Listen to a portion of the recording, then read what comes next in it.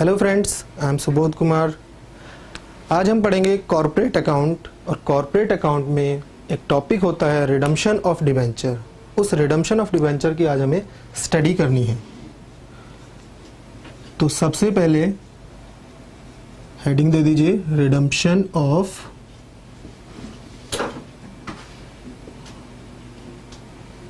Debenture. क्योंकि debenture का meaning आपने इशू ऑफ रिडम्पशन में पढ़ा होगा, लेकिन यहाँ पर हम पढ़ रहे हैं रिडम्पशन ऑफ डिबेंचर। तो हमारा जो मेन मोटिव है वो ये है कि हम मीनिंग समझें रिडम्पशन का। What is redemption?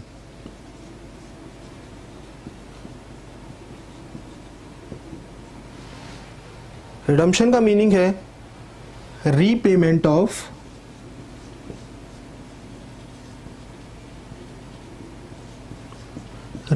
Of loan. Loan किसका लोन? जिसने दिया होगा उसका लोन। अब यहां पर लोन देता कौन है? Debenture holders. तो repayment of loan by a company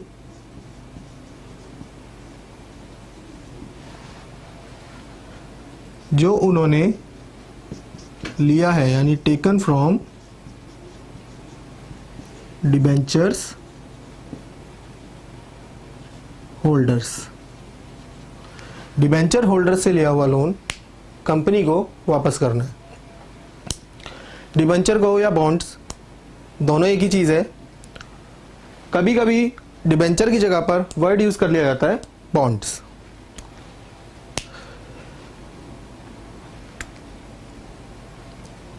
debenture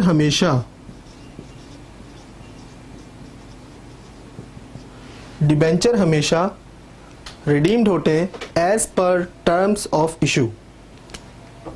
तो हम लिख सकते हैं debenture should be redeem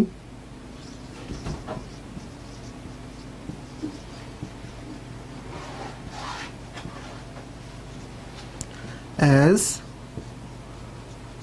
terms of issue. Issue of debenture में आपने पढ़ा होगा डिबेंचर एट पार रिडीम हो सकता है, डिबेंचर एट प्रीमियम रिडीम हो सकता है।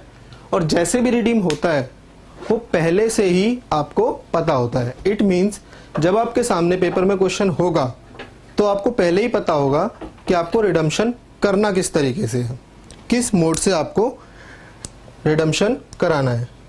It means date and time of redemption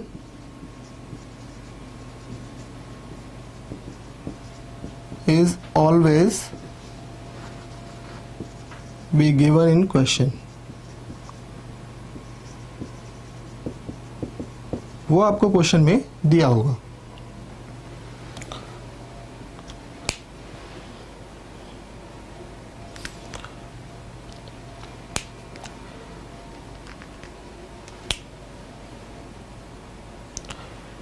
इन सारी बातों का मतलब ये हुआ कि कंपनी ने जो लोन डिबेंचर होल्डर से लिया हुआ है वो उसे वापस करना है। इट मीन्स उसको प्रिंसिपल अमाउंट डिबेंचर होल्डर का वापस करना है।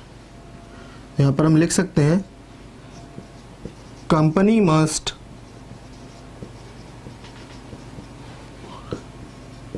रीपे, या हम वर्ड यूज कर सकते हैं रिडीम्ड द प्रिंसिपल अमाउंट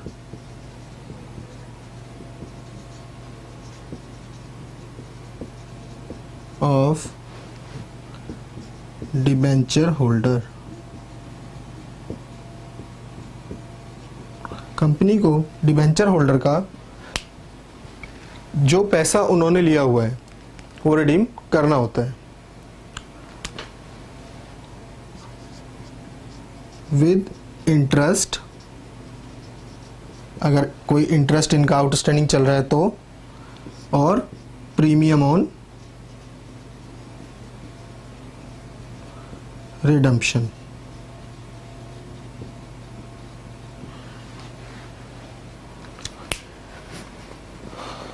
अब इसको नोट करेंगे।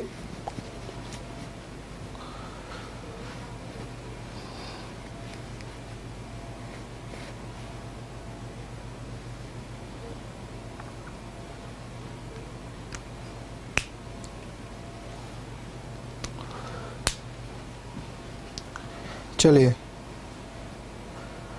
अब कंपनी को अमाउंट तो रिडीम करना है, टर्म्स भी आपको पता है पहले से ही, कब रिडीम करना है, 1 साल बाद, 2 साल बाद, 5 साल बाद, जितना टाइम क्वेश्चन में गिवन होगा।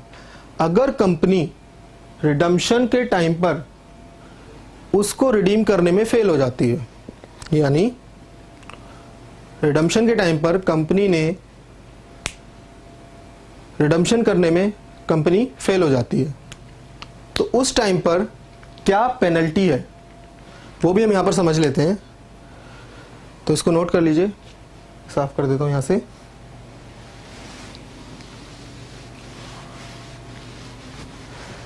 कंपनीज एक्ट 1956 में एक सेक्शन है 274,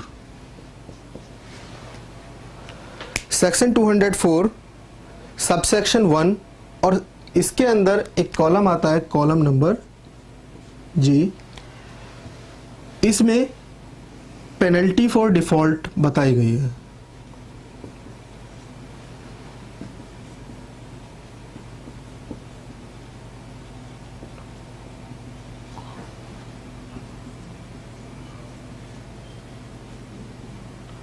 redemption of debenture,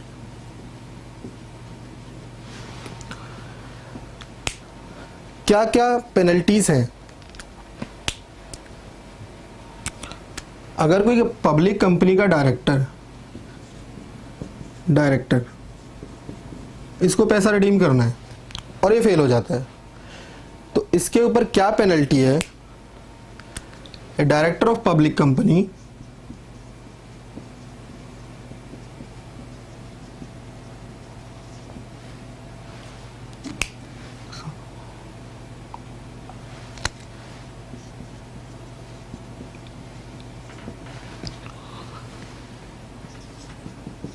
will not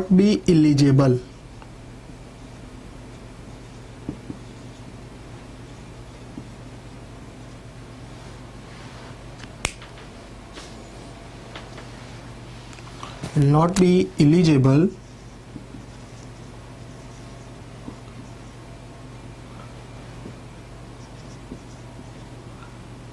director of a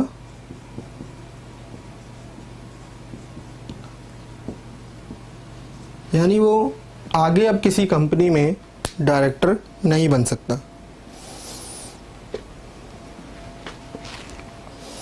इसके बाद हमें पढ़ने हैं मेथड्स ऑफ रिडम्पशन या मोड्स ऑफ रिडम्पशन, कितने तरीके से कंपनी रिडम्पशन कर सकती है। इसको नोट कर लीजिए, उसके बाद आगे शुरू करते हैं।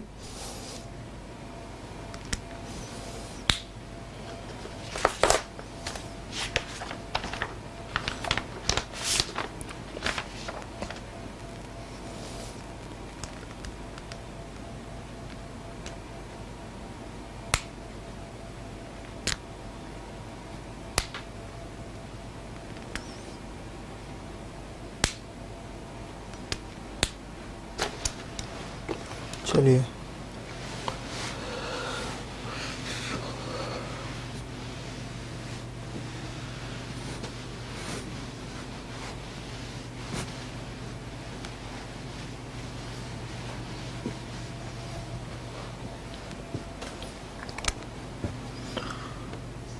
नेक्स्ट आता है हमारा मोड्स ऑफ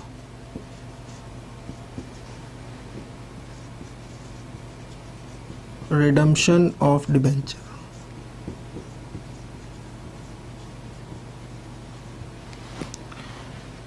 फोर मोड्स होते हैं डिबेंचर को रिडीम करने के।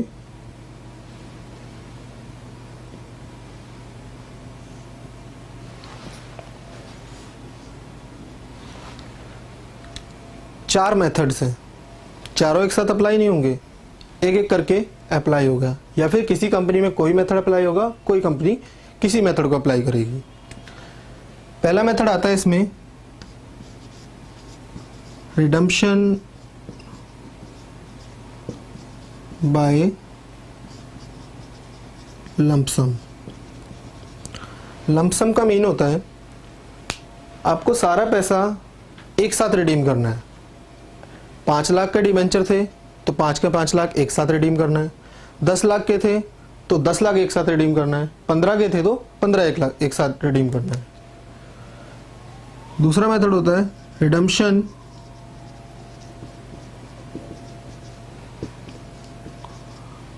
Bye draw of lots. Draw of lots का मतलब क्या है? एज्यूम करते हैं हमारे पास 5 लाख के डिबेंचर थे और उनको 5 साल में रिडीम करना है। तो लॉट्स का मीनिंग हुआ इंस्टॉलमेंट। 5 लाख के रिडम्पशन 5 इंस्टॉलमेंट में कर देंगे, या जैसा क्वेश्चन में कहा होगा 6-6 महीने की इंस्टॉलमेंट है, 1-1 साल की इंस्टॉलमेंट है। Normally it is yearly, normally ये ईयरली होती है।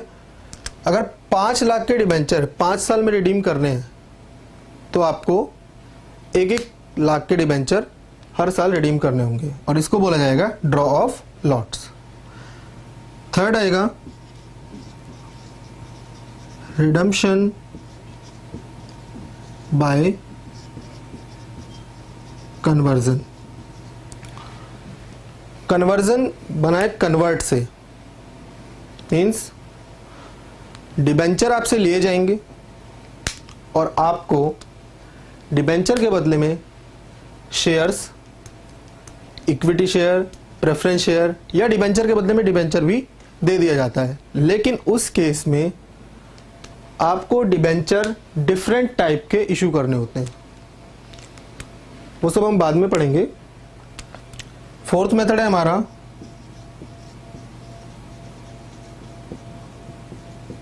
Redemption by way of purchase in open market.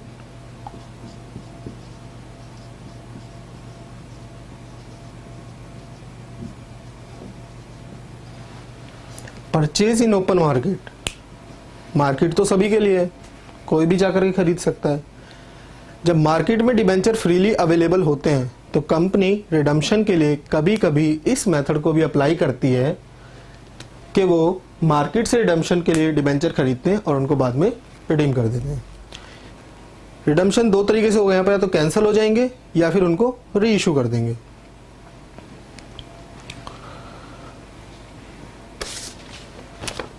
इसको नोट करिए।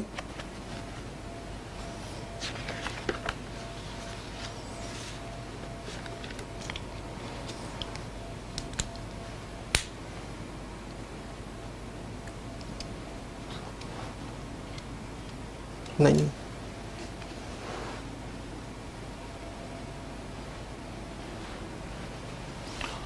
चलिए इसको साफ करता हूं मैं।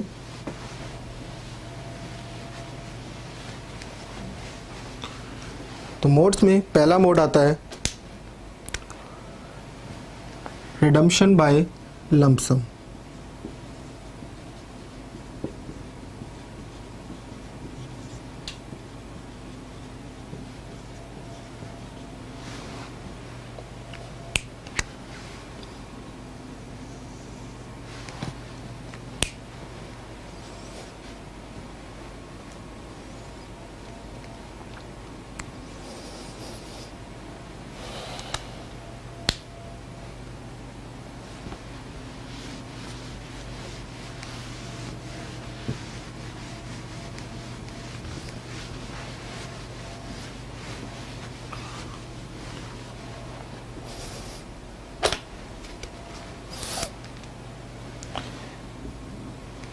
हम इसमें लिख सकते हैं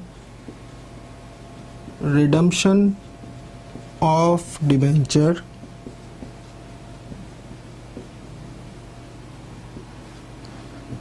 इन लंप सम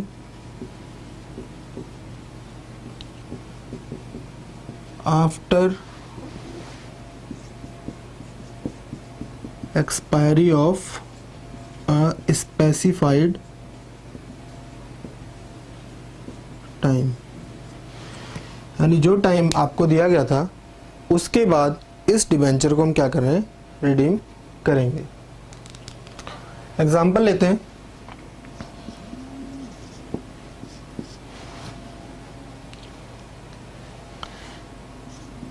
ए लिमिटेड एक कंपनी है, इसके पास 5000 डिबेंचर्स हैं,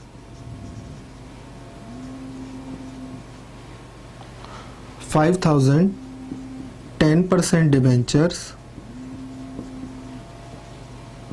ऑफ ₹100 ईच। कंपनी के पास 5,000 डिबेंचर है और एक कितने का है, 100 रुपये का। तो टोटल रिडम्पशन वैल्यू कितनी हो जाएगी, या हम कह सकते हैं total amount payable after expiry of terms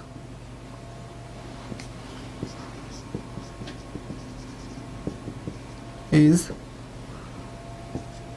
rupees कितना,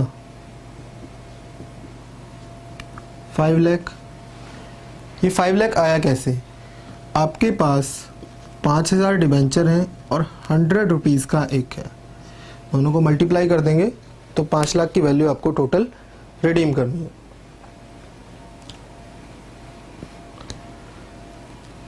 रिडम्पशन एट पार भी हो सकता है, एट प्रीमियम भी। इन दोनों केसेस को समझने के लिए हमें अकाउंटिंग ट्रीटमेंट समझना पड़ेगा रिडम्पशन ऑफ डिबेंचर का।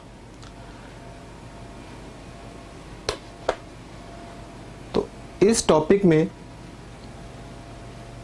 अकाउंटिंग ट्रीटमेंट समझने के लिए पहले आप नोट कर लीजिए, उसके बाद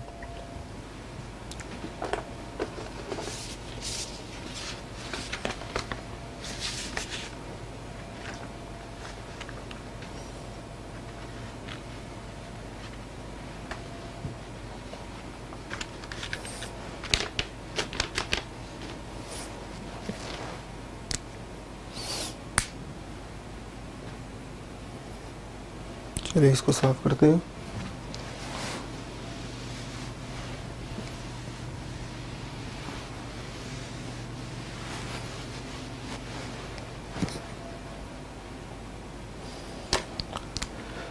डिबेंचर्स कैसे रिडीम होंगे, तो जब भी डिबेंचर्स रिडीम होंगे तो बहुत सारे फंड की ज़रूरत पड़ेगी, कैश की ज़रूरत पड़ेगी। अब वो कैश कहाँ से लेकर के आएगी कंपनी, तो कंपनी के पास सोर्स होते हैं, कुछ सोर्सेज ऑफ रिडम्पशन। वो क्या है, sources of redemption. Sources of redemption में हमें समझना है कि पैसा कहाँ से जुटाएंगे, रिडम्पशन के लिए पैसा कहाँ से लाएंगे। तो उसमें पहला आता है रिडम्पशन ऑफ डिबेंचर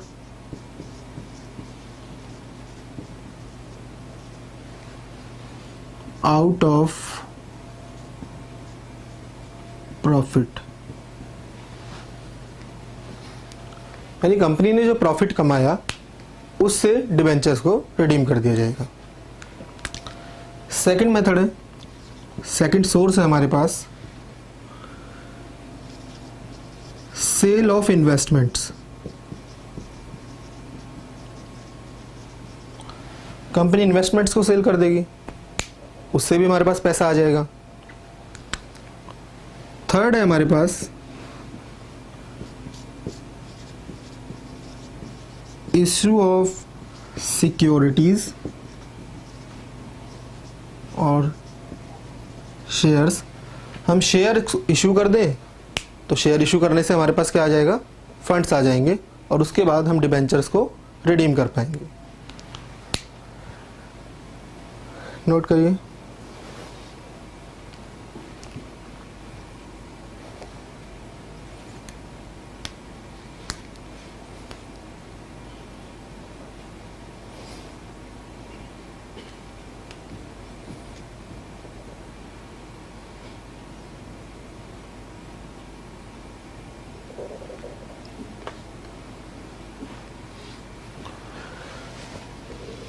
ये भी हमारा रिडम्पशन बाय लमसम भी चल रहा है।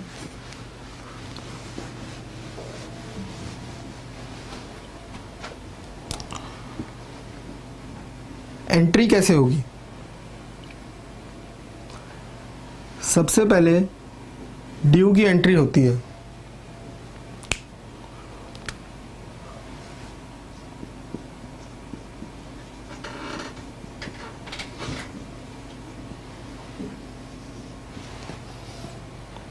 ड्यू डेट पर जिस दिन डिबेंचर का रिडम्पशन होना होगा उस दिन हम एक ड्यू की एंट्री पास कर लेंगे।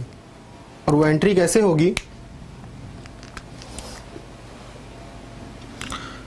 Percentage debenture account debit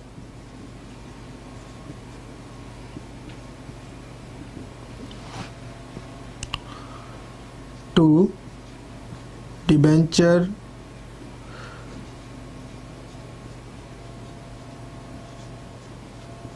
holder account. Percentage debenture account debit to debenture holder account.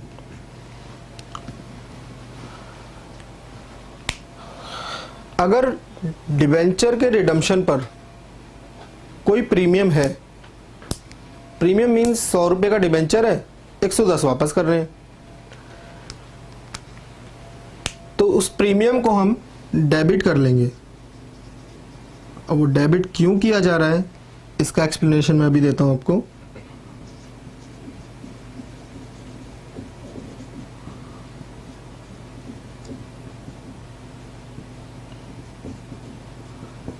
Premium on redemption of debenture account debit कर लेंगे इसको।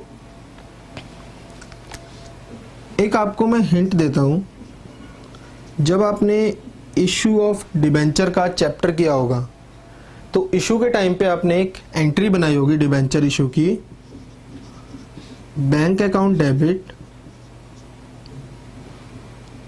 To percentage debenture account.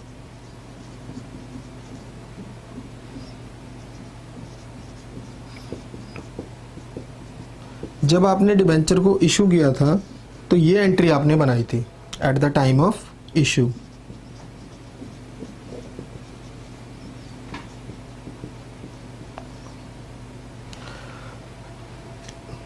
Debenture जब इशू किया मीन्स हमने डिबेंचर होल्डर से loan लिया।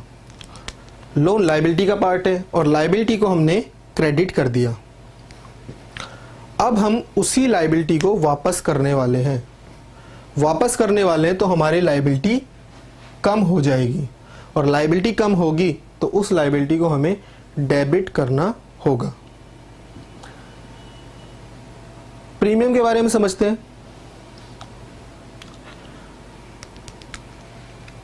आप इसको रफली एक बार समझिए।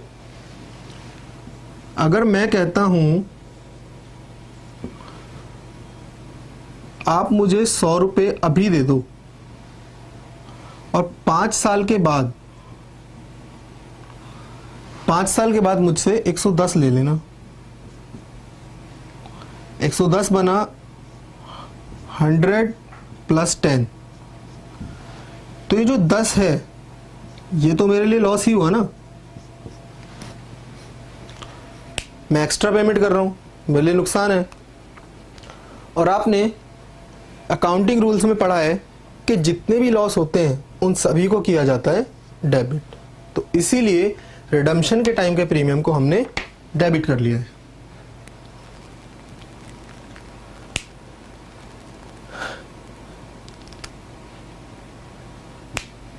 इसके बाद हमारी पेमेंट की एंट्री आएगी।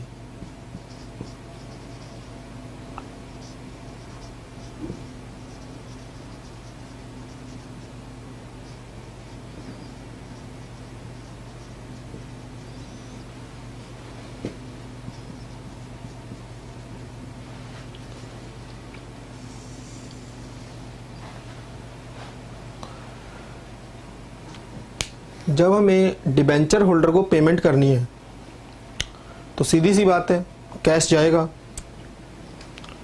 या फिर बैंक से पेमेंट करेंगे तो बैंक कम हो जाएगा।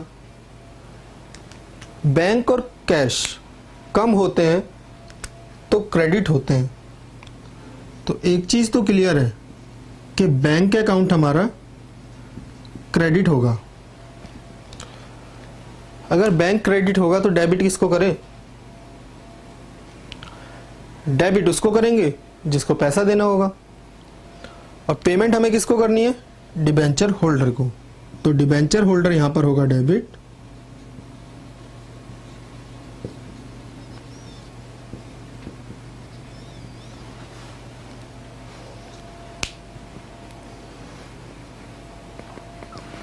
नोट कर लीजिए।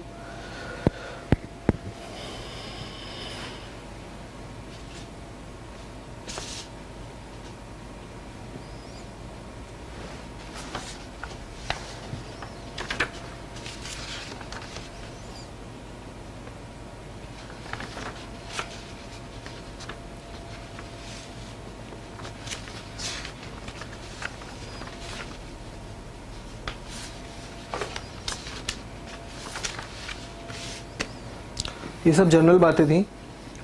अब हम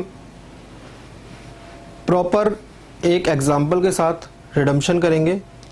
रिडम्पशन करने से पहले हमें डिबेंचर रिडम्पशन रिजर्व बनाना होता है, उसके बारे में डिस्कशन करेंगे, और क्या क्या एंट्रीज लंपसम के टाइम पर होंगी उनको डिस्कस करेंगे।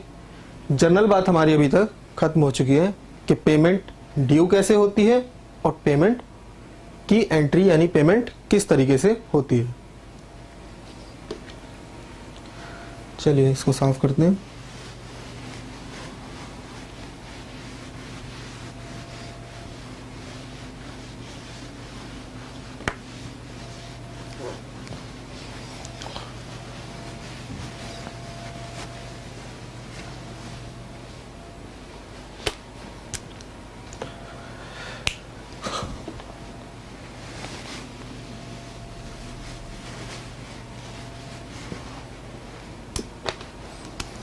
रिडम्पशन से पहले एक तरीके का रिजर्व हमें बनाना पड़ता है जिसको बोलते हैं डिबेंचर रिडम्पशन रिजर्व।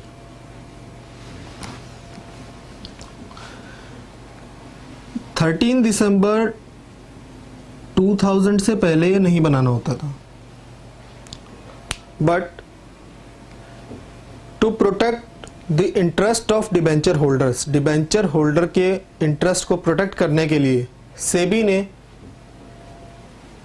इसको डाला और डिबेंचर रिडम्पशन रिजर्व मैंडेटरी किया।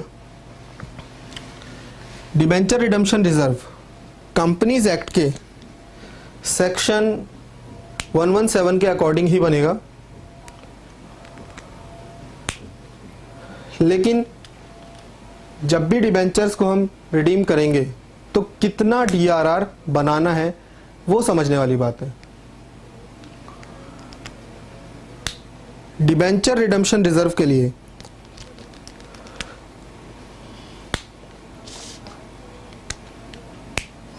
जब भी डिबेंचर रिडीम्ड होंगे आउट ऑफ प्रॉफिट,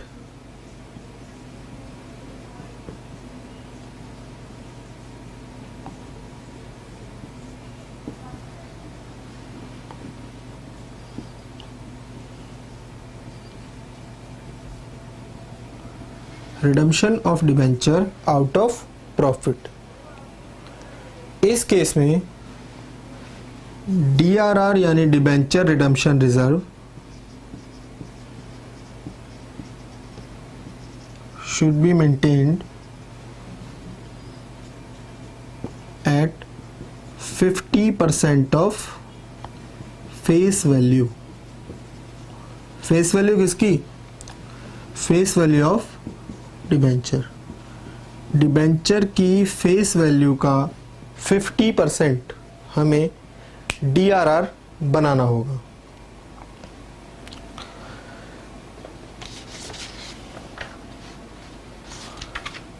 टाइम क्या होगा इस डीआरआर को बनाने का? ऑप्शन है कंपनी के पास, सारा का सारा एक साथ बना दो या फिर ईयरली इंस्टॉलमेंट पे बनाते जाओ। लेकिन डीआरआर बनाने के लिए जब भी डिबेंचर रिडीम होंगे उस ईयर के स्टार्टिंग में कंपनी के पास 50% फेस वैल्यू का डीआरआर होना चाहिए। तो DRR बनेगा कहां से? जब हमने heading the redemption of debenture out of profit, तो प्रॉफिट से ही बनेगा। और इसकी एंट्री क्या होगी? क्रिएशन ऑफ DRR की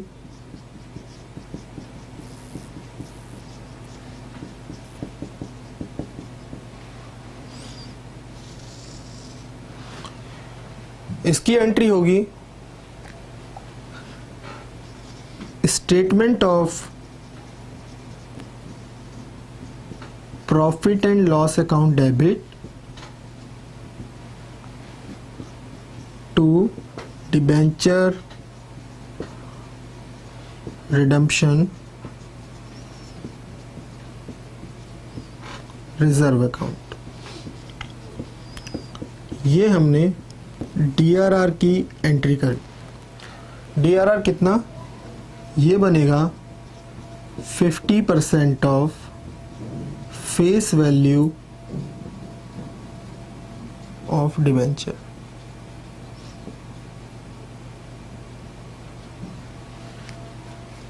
इसको नोट कीजिए।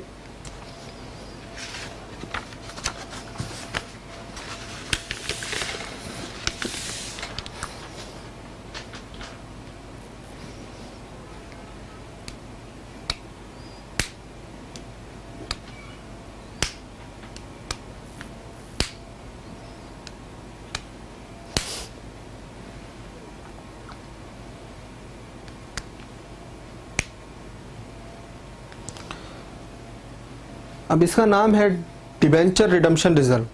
आप सोचोगे है तो रिजर्व ही ना, किसी भी काम के लिए यूज कर सकते हैं, लेकिन ऐसा नहीं है। आपने डिबेंचर रिडम्पशन रिजर्व बनाया है रिडम्पशन ऑफ डिबेंचर के लिए, तो ये किसी और पर्पस के लिए यूज नहीं होगा। तो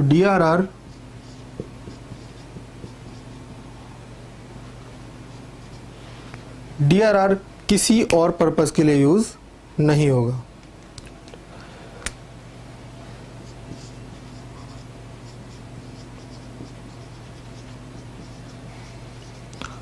डिबेंचर रिडम्पशन रिजर्व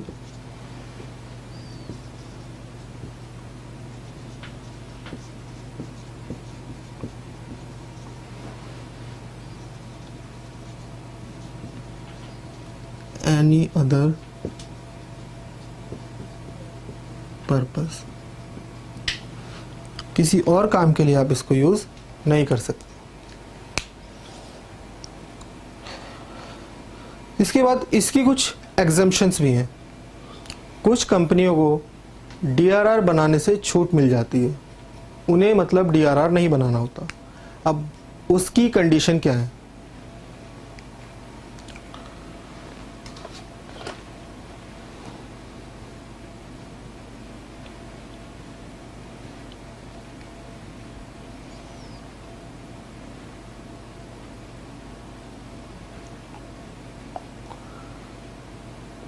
चलिए इसको साफ करते हैं। DRR बनाने के लिए जो कंडीशंस हैं,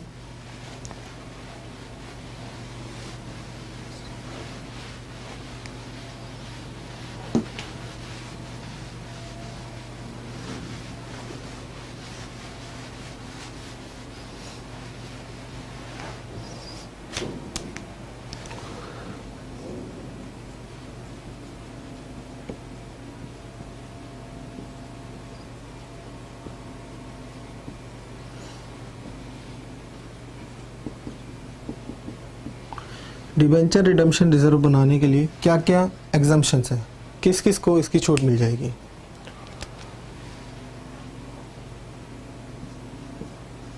no DRR is required to maintain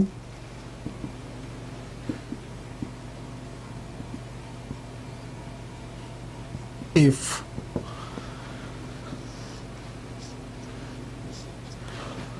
DRR बनाने की ज़रूरत नहीं है अगर कोई कंपनी इंफ्रास्ट्रक्चर में लगी हुई हो।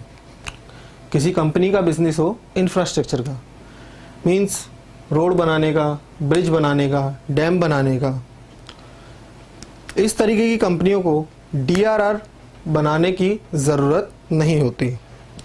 If a company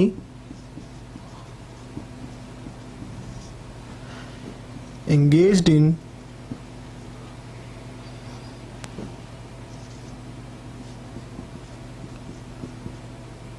infrastructural business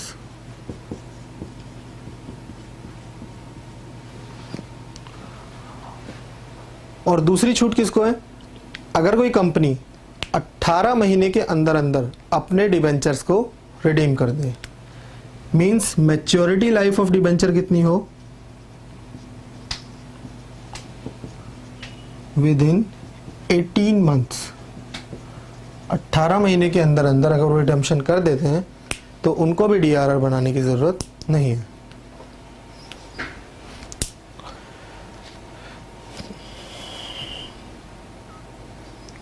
इसको नोट करिए। उसके बाद लंपसम में रिडम्पशन करते हैं और एक एग्जांपल साथ में करते हैं।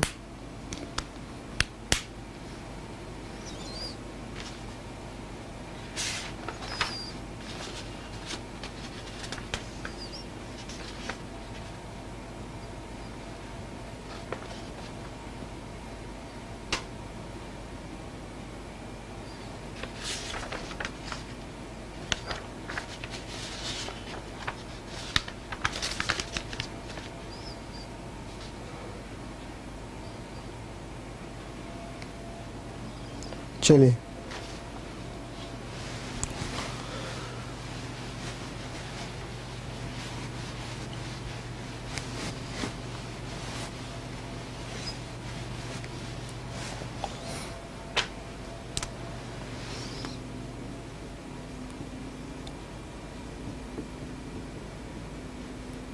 redemption of debenture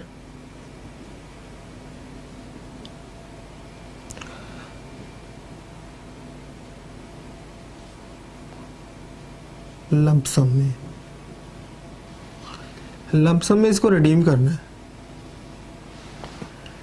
यहां से हमारी प्रैक्टिकल अप्रोच स्टार्ट होती है। सबसे पहले इसकी जर्नल एंट्रीज को या इसके स्टेप्स को समझना ज़रूरी है। तो स्टेप नंबर 1, इसमें हम क्या करेंगे? चेक करेंगे debenture redemption reserve in balance sheet of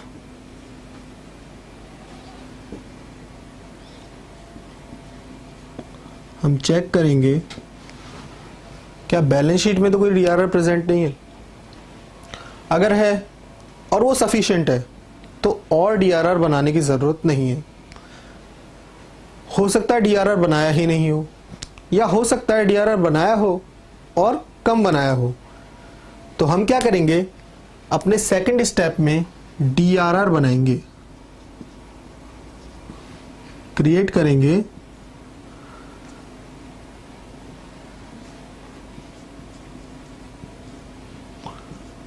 debenture redemption reserve.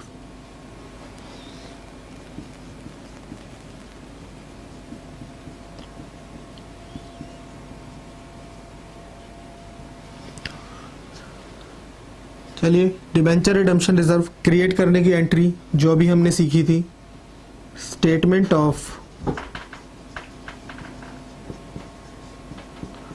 Profit and loss account debit to debenture redemption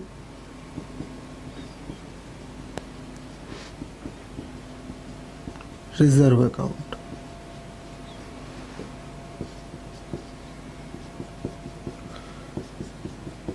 हमने डीआरआर बनाया।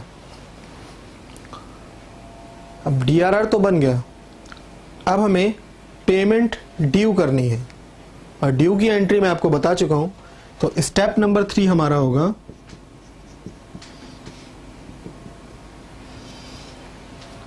स्टेप नंबर 3 में हम क्या करेंगे? ड्यू की एंट्री पास करेंगे। तो एंट्री फॉर ड्यू हमें करनी है। अब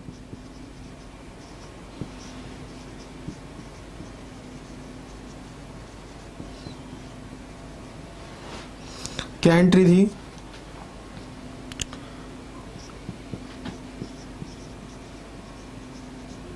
percentage debenture account debit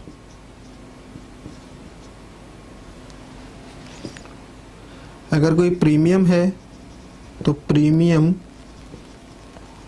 on redemption account debit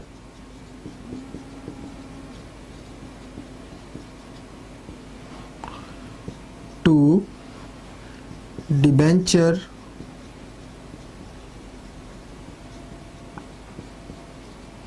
holder.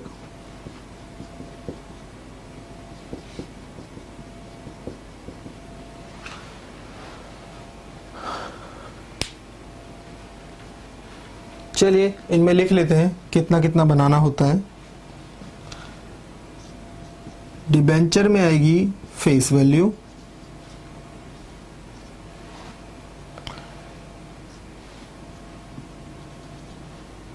Premium का अमाउंट आएगा, premium amount to be paid, debenture holder account में आएगा total of face value and premium.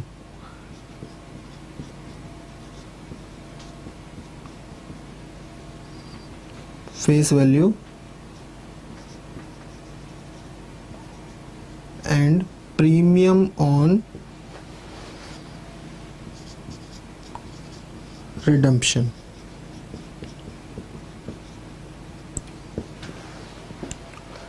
आपने ड्यू की एंट्री कर ली। अच्छा, स्टेप 1 और स्टेप 2 में हमने सीखा, पहले चेक कीजिए डीआरआर है या नहीं। दूसरे में हमने क्रिएट किया डीआरआर, लेकिन डीआरआर बनाना कितना होता है हम इसको पढ़ चुके हैं। हमें बनाना होता है 50% ऑफ फेस वैल्यू, ये ऑलरेडी एक्सप्लेन्ड है।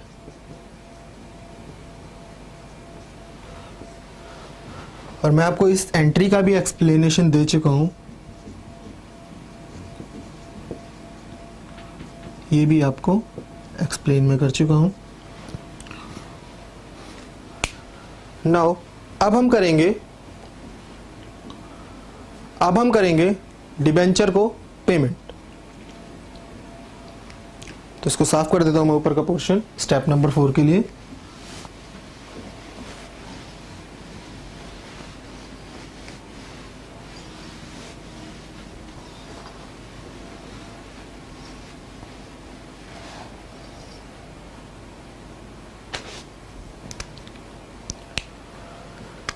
स्टेप नंबर 4 में हम करेंगे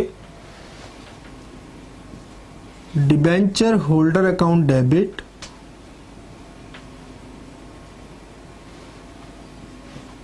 टू बैंक। नॉर्मली कैश में होता नहीं है, अगर कैश दे रखा हो क्वेश्चन में तो फिर आपकी मजबूरी होगी, आपको ये करना होगा। अमाउंट कौन सा होगा, किस अमाउंट से एंट्री पास होगी, तो ये एंट्री इस वाले अमाउंट से पास होगी, total of face value of premium on redemption. तो इसकी एंट्री हम करेंगे total of face value and premium on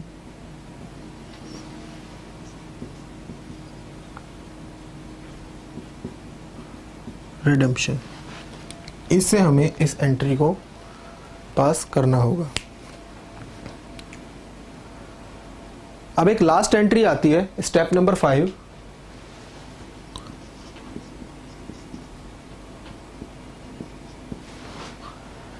हम ट्रांसफर कर देते हैं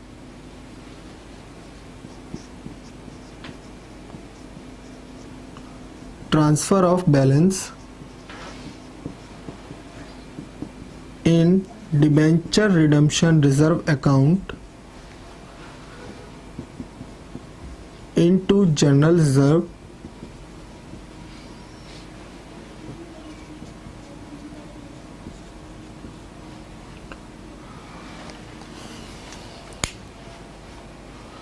इसको हम जनरल रिजर्व में ट्रांसफर करेंगे।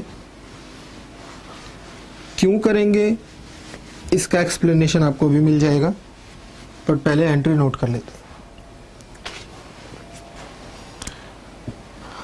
एंट्री होगी, देखिए जब आपने DRR बनाया था, तो हिंट आपके लिए रहेगी, DRR जब आपने बनाया था तो आपने एंट्री करी statement of profit and loss account debit, और उसको ट्रांसफर कहाँ कर दिया, डिबेंचर रिडम्पशन रिजर्व अकाउंट।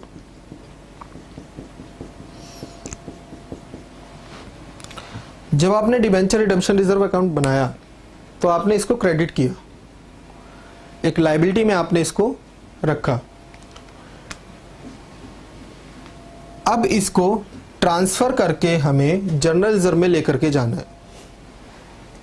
कोई चीज पहले से ही क्रेडिट है, उसे वहां से हटाना है और किसी दूसरे अकाउंट में लेकर के जाना है। तो इसको काट तो आप सकते नहीं हो, या अकाउंट ही काट दोगे पूरा।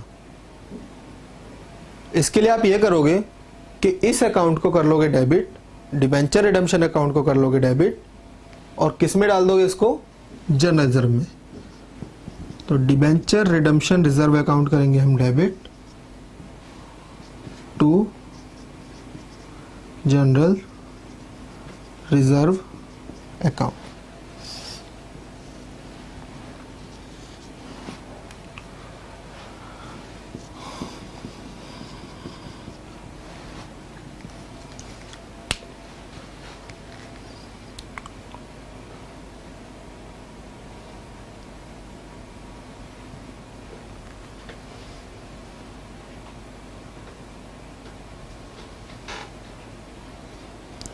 चलिए एक एग्जांपल हम क्लास में कर लेते हैं अभी।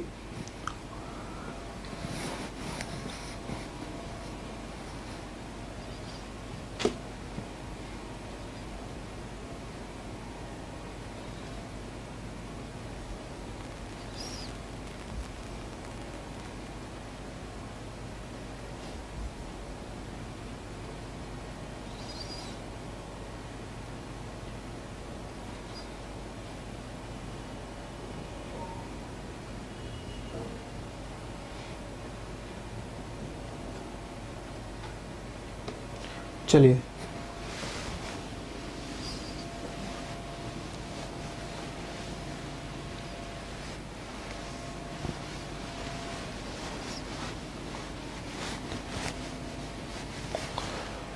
एक एग्जांपल लिखिए।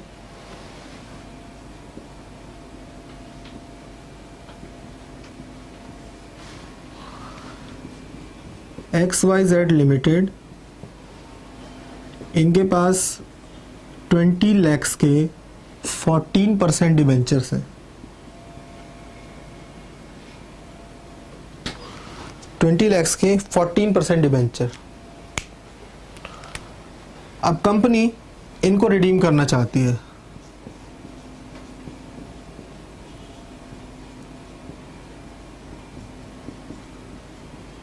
रिडीम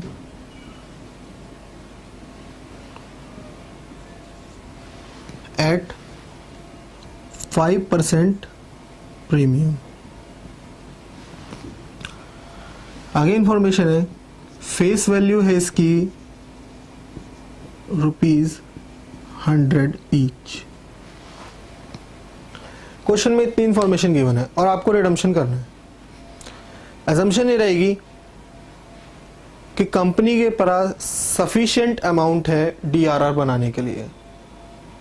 अभी ये क्वेश्चन नहीं आना चाहिए कि प्रॉफिट नहीं होंगे तो क्या होगा, प्रॉफिट होंगे तो क्या होगा, वो सब बाद की बातें। अभी हम ये असम्पशन लेकर के चलेंगे कि कंपनी के पास पूरा प्रॉफिट है DRR बनाने के लिए। अज्यूम हम कर रहे हैं company have sufficient amount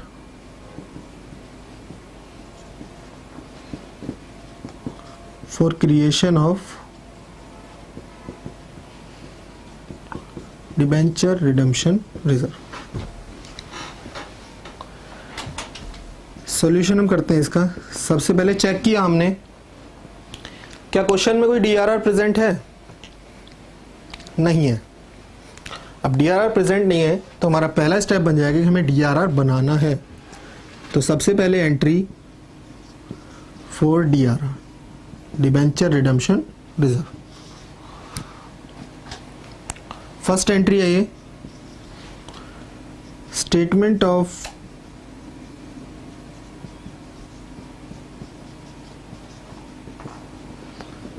profit and loss account debit. देखिए जब एग्जाम देंगे तो आपको पूरा ही लिखना है, P&L यूज नहीं करना है। Statement of profit and loss account debit to debenture redemption reserve account. कितने अमाउंट से? 50% ऑफ फेस वैल्यू, और फेस वैल्यू है यहाँ पर हमारे पास 20 lakhs। तो 20 lakhs का कितना हो जाएगा? 10 lakhs। ये हमारा DRR बन गया।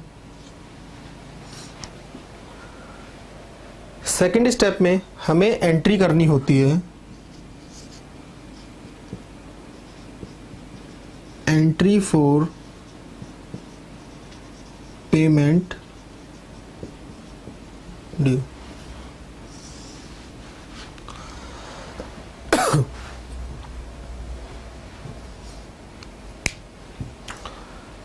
इस लाइन को देखिए, 5% प्रीमियम पर रिडम्पशन होना है।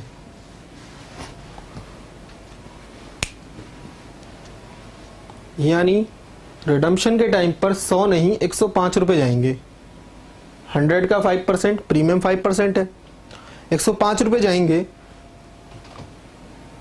तो हमारा 5 रुपये का लॉस है एक तरीके से। स्टार्टिंग में ही बताया था कि प्रीमियम ऑन रिडम्पशन क्या होता है, हमारे लिए लॉस होता है।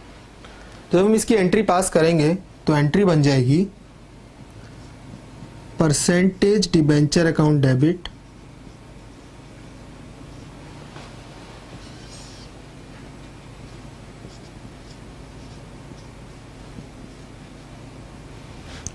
फेस वैल्यू से, यानी 20 लाख से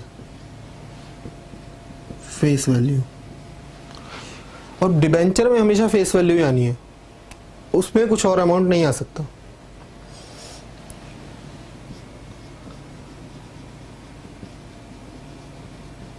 premium on redemption of debenture हम डेबिट करेंगे।